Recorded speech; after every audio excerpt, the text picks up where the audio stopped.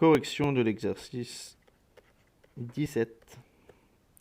L'état final de cette expérience a été obtenu après avoir mélangé deux espèces. Alors, ce que l'on peut voir sur notre première image, on a une balance avec un flacon contenant de l'acide chlorhydrique. À côté, nous avons de l'aluminium.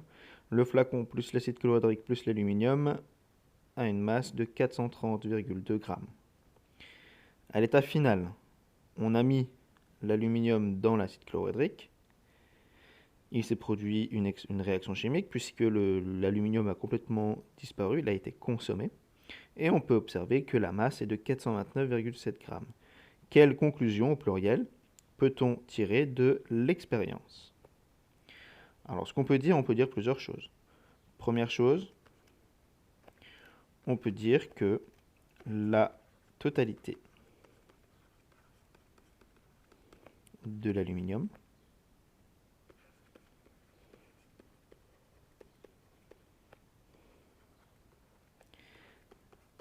a été consommée.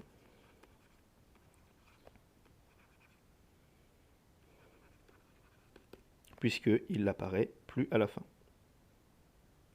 C'est ce qu'on peut dire. Deuxième chose, on peut dire que la masse a diminué.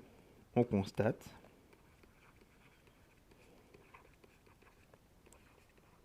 que la masse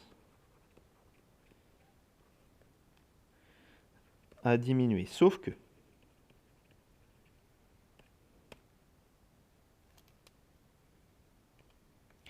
qu'on a vu dans les exercices d'avant et puis on a vu en quatrième que lors d'une réaction chimique,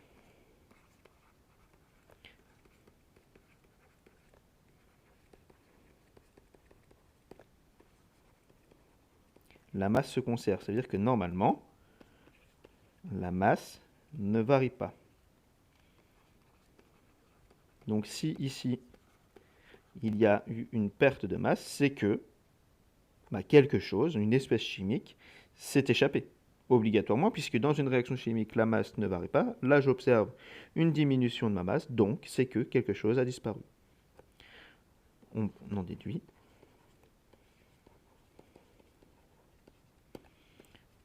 qu'une espèce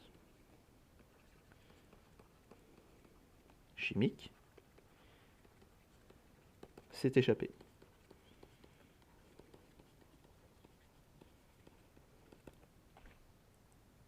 On constate que le flacon n'est pas bouché.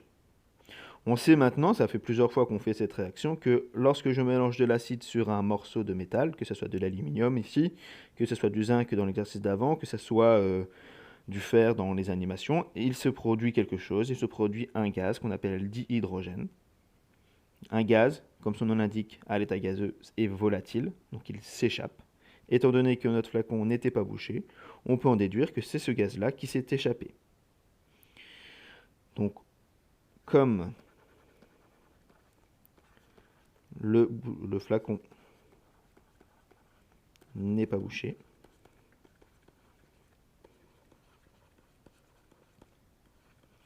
on en déduit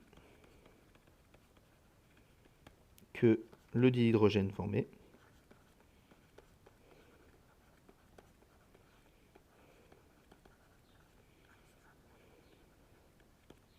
s'est échappé. Et on peut même aller plus loin. Vu que nous avons la masse, 430,2 grammes au départ, 429,7 grammes, on peut même dire qu'il y a une différence de 0,5 grammes, donc on peut en conclure que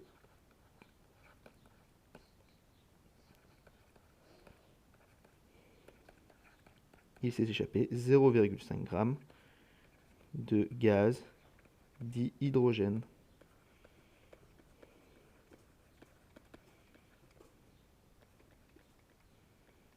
H2. Voilà. Donc pour résumer, on a mélangé de l'aluminium dans un flacon qui n'a pas été bouché. L'aluminium a complètement été consommé. Il s'est produit un gaz, parce qu'à chaque fois qu'on va mélanger un bout de métal dans de l'acide, il va se produire le gaz dihydrogène. Comme le flacon n'était pas bouché, le gaz s'est échappé. C'est pour ça qu'on observe une diminution de la masse. Et avec cette diminution-là, on peut même en déduire la quantité de dihydrogène qui a été formée. Pendant cette réaction, il s'est formé 0,5 g de gaz dihydrogène. Fin de l'exercice numéro 17.